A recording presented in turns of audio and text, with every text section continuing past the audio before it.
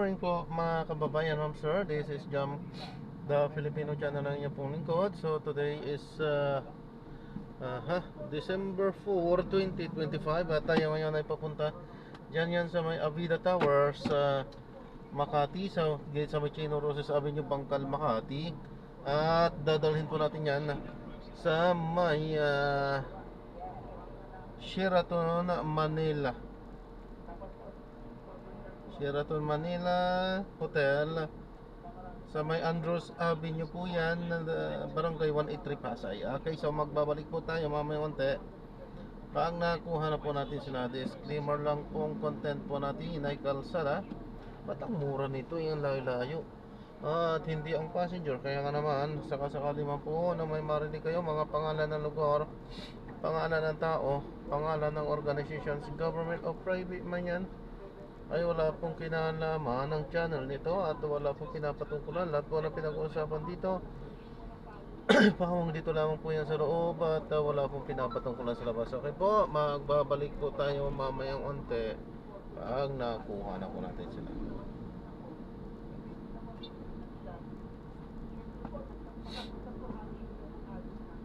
Ayan, so makinig tayo ng mga nagbabagong balita talaga yan. Pamilya Sorters.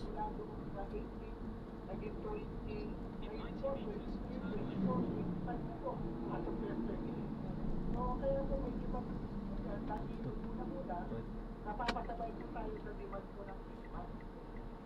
Marami po talagang nanibigay ng bigas. Alam naman po natin, Pilipino, pagkagalit ang panahon, talagang nag-iistak po ng konti dahil po ng household po natin. Kaya sa dahil po, kung dati mga nakikita po natin 33 pesos na mga wage nagandang tayo, sana po halos yun. Napalitan na po ito ng mga yung 35 po, hanggang 38 halos broken. Opo, mga wages natin, 25% po, nasa mga 40 hanggang 45 na po.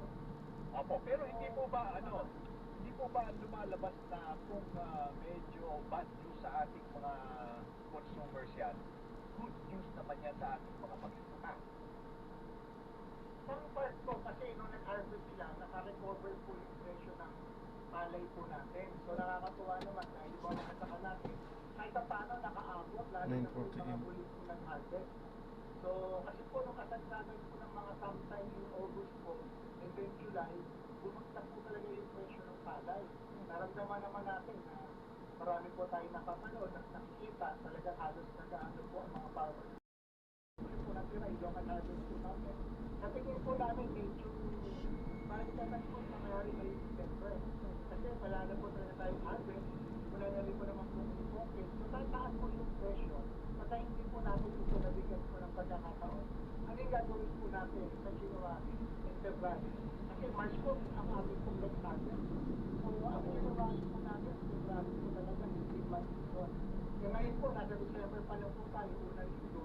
Kaya nakikita po natin siguro, ito magandang magpapag-usapan po, consultation sa DA, kami naman po sa Philippine nag-record mga retailers na handang tumulong po sa DA para maayos po natin yung presyo po natin.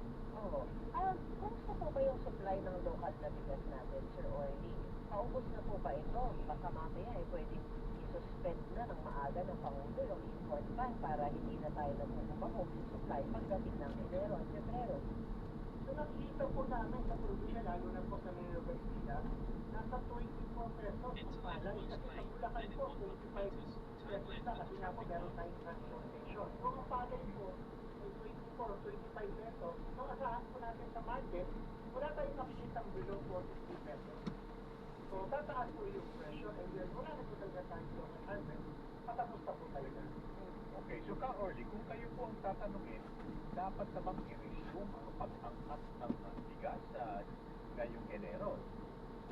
Dapat po, kasi kailangan mapag-usapan po natin yan dahil hindi po nag-stocks po ng mga rice millers natin is talagang halos ngayon na lang po December. Nakita naman natin sa mga presyo sa palengke, umaangat po talaga ang presyo. Sabi nyo nga kanina, from 900 naging 1,200. So 300 pesos, 36 pesos po. Sa totoo yan, ganun po talaga ang nangyayari. Hindi po ito isolated case. Yung mga whole rate po ngayon nakikita po natin, ang presyo niya po nasa mga 1,000 1,100 hanggang 1,200 na po sa 25 kilos. So medyo mabigat po yung presyo na to. At yung mga well-fed naman po, nasa 1,000 hanggang 1,050. So wala na tayong nakikita po na below 40 pesos po sa mga well-fed at mga ayos po na plastic. Yung nakikita naman po sa market sa mga 33, 35 hanggang 30, mga broken na po ito, talaga mababa naman po. At saka, syempre yung quality po ito, tulog po talaga 100%. Ano bang variety ko? Ako medyo napaisip tignan. Anong variety ng bigas ang pinakamabili? Ang pinakamabili po ngayon, nagbago yung taste preference po ng mga Pilipino natin sa mga food. Ang binibili po nila yung magandang klase, wood grain, mabuo-abutin, mag-green siya, maputi, madulas. Meron po tayo dito yan actually eh. Kung kukumpara nyo, sa ngayon po kasi nakaka-capture ng bilis na yung ating po market dito. Makita naman natin sa data, pulwang ka lang 50% po ng imported coming from Vietnam. Meron tayong pantapat po dito eh, yung 218, ito nga po yung nanalo po na Best World right po sa nung nakaraang po linggo or last 2 weeks po sa Cambodia. So, ibig sabihin, may panlaban po tayo sa quality. Okay. Ang kailangan lang po natin dito, isa na yung FDA. So, ito kailangan mapag-aralan po ng FDA, ng private sector at ng farmers, pagtulungan po eh, para po magkaroon tayo ng mas marami pa. Yung kasama nga po natin, advocacy ng system, is yung cluster farming. Kailangan paramihin natin. Actually po, sa Vietnam, ilang klase lang po ang bigat. Sa atin po, napakarami po natin klaseng palay. Kaya po yung kailangan mapagtuunan po talaga natin ng system. Opo. Tama po ba? Pag sinabing whole grain, fancy variety din siya. Ano ba po yung dalawa? Halos yun po yun. Pag sinabi po natin fancy grain yun po yun, ang ano po siya is 5% growth. Napaka-force ng sweetie po yun. Mahalos whole grain po yung Ayun, okay. Nung ako'y nag-aaral pa may tinatawag na Rice Granary of the Philippines. Ating lalawigan po ba ang tinatawag na Rice Granary na ngayon? Ang Revenglia po yan. Aba. Nasunod po naman ang Isabela. Ayun. Yan naman po ang Pangasinan. Actually, nasa lubog po talaga ang malaki po natin ang hangin po talaga ng sanay. Ayun, ako yung malawal yung lang po. Ako, taga-Nueva. Ako, taga-Isabela. Ako po yung dalawa. Ako, Sir Orly, matanong ko lang naman po, pagdating ng panahon ng January, pag-lift ng importation ban, babalik ng Indian, hindi naman kasi agad lalabas sa merkado yan eh. Hindi po ba? Dahil siyempre, Kaya na sinasabi po namin, kasi po ang transit time po ng bilis na papunta po sa natin, nasa 3 weeks po yung pinakamabilis. So, baka January 20 ako po magsigamit po ito, or January 10 yung pinaka-early. Kaya dapat po ngayong December, mapag-usapan na, wala mo na magsaparami ng December, kailangan parating natin tulad dito ng January. Kung ngayon pa lang po siguro, baka mapag-usapan na po. Para po makapag-plano kasi kung January po pinalabas, makapit po mga SPS na issue po, baka po magkaroon po ng mas mahaba po na pagtitiis natin po sa presyo, mas lalo mahal po yan. siya kasi, mahal na Sir Orly eh. Hindi na siya madali. Hindi na siya madali. Pero kung babalik na po ito, tingnan po natin yung historical data kung sa mga nakaraang nagkaroon ng import ban. Ano po yung nagiging presyohan? Pagbalik po ba ng imported na bigas, nagbabangga po ba na parehong mataas yung presyo o mababa na yung imported na bigas dahil biglang dadagsa yung dami na yan dahil 8 months din naman sa ating local farming? Tama po. Ang nakikita po natin sa ngayon, medyo bababa po yung presyo. Kasi sabay-sabay po magkakasukan po ang mga importer. Unang puso po yan, sa January sabay-sabay po yan. Subalit nakikita naman natin, pagpasok naman po ng February hanggang March, magka-harvest naman po yung local po natin. So yun po yung dapat na pag-aralan sa quarter po natin para ma-handle po ng gusto yung ating posisyon sa stock. Dahil hindi naman magkakasal po yung short natin.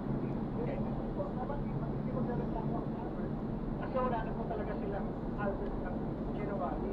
Bakit na po tayo sa March? So kailangan talaga makapagpasok, magdalagin po yung stock natin sa merkado para hindi naman po masaktan yung mga consumers po natin. Okay ka, Orly. Ito na yung final question for the jackpot prize.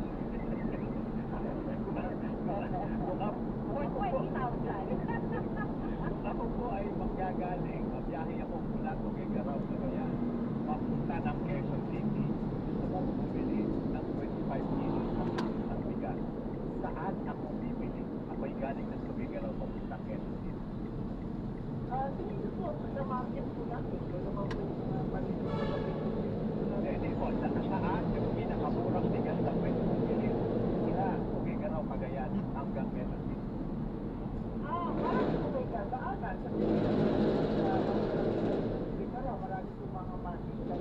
Hindi po, ano ang pinakamurang bigas mula Tubigaraw hanggang Quezon City? Saan ako bibiling probinsya? Talaga, partner, alam mo na. Pangkat ako, partner, ha? Kasi po, ito talaga tayo may ginagawa natin po ba? Hanapin nyo lang yung barangay Pinagpanaan. Ayun pala. Ipana nyo na sa wheels nyo, ha? Wait na yan. Doon tayo pupunta. Ka-Orly, maraming Sir, salamat. Ay, maraming salamat din po sa inyo po At mabuhay po ang lahat ng ating mga magigiting na magsasaka. Tama po. Eh, sila po ang ating talagang kailangan na tulungan po ng todo.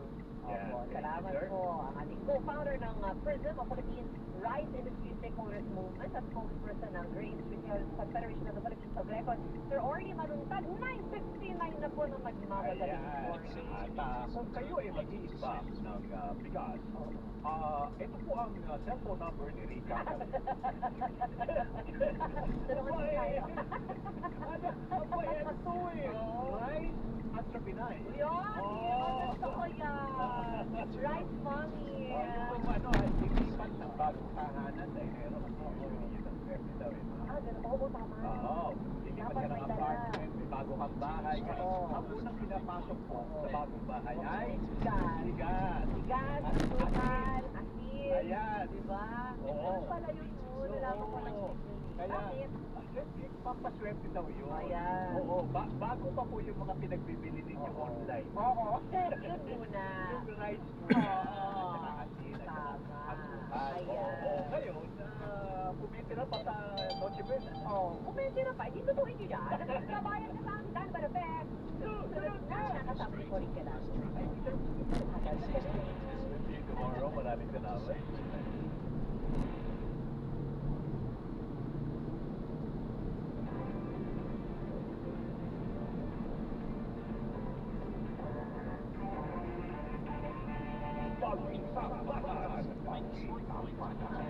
Bastaan ang salakayan. Merry Christmas!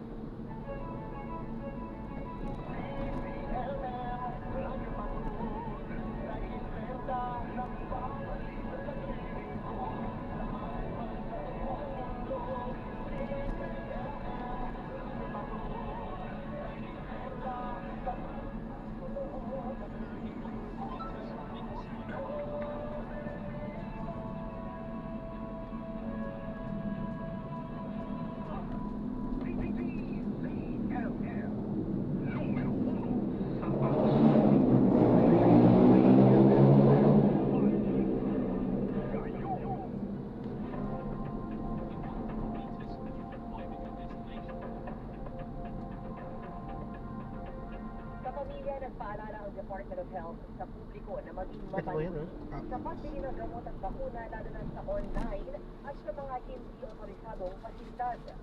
Babala ng DOH, huwag bilhin ang produkto kung may mali sa label o packaging, kulang ang FDA batch o lot number, manufacturing at expiration date, kakaibang hugis, amoy o lasa, walang visa o kung walang lisensya ang nagbebenta. Kung may mapansing kahina-hinalang gamot o bakuna, i-report agad sa Food and Drug Administration sa e-report@fda.gov.ph o tumawag sa 028809-5596. Gamitin ang hashtag DOH, hashtag Consciousness Week Against Counterfeit Medicines, hashtag Bawat Buhay Mahalaga at hashtag Bagong Pilipinas. Sa Bayong Dagat, bumalik ang ilang pamilyang nakatira sa gusaling natupok sa sunog sa Wangpuk Port Block na siyang pinakamasiling na kusala sa Hong Kong. Nag-aalay sila ng bulaklak at nagdasal sa harap ng bubog o ng puno habang pinaalala ang tahanan sa nilang sinirhan sa loob ng 4 na buwan. Sa pinakahuling tala umabot na sa 159 nasawi, kabilang ang isang sanggol at isang senior citizen, habang 3 po ang nawawala pa. Mahigit 40 people ang nawala ng tirahan at pansamantalang nilagay sa government housing. Higit 20 ang inaresto. Ang inaresto kaugnay ng kaso ng pagkamatayang iniimbestigahan din ang posibleng katiwala. Samantala, pakinggan natin ang press briefing ng Secretary James Pinto.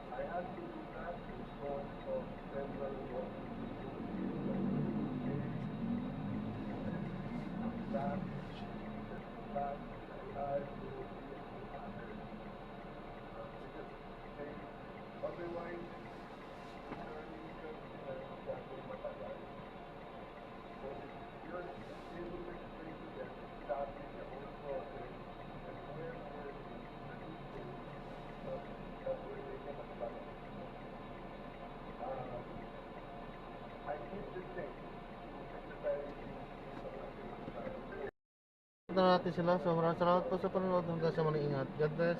Paalam po.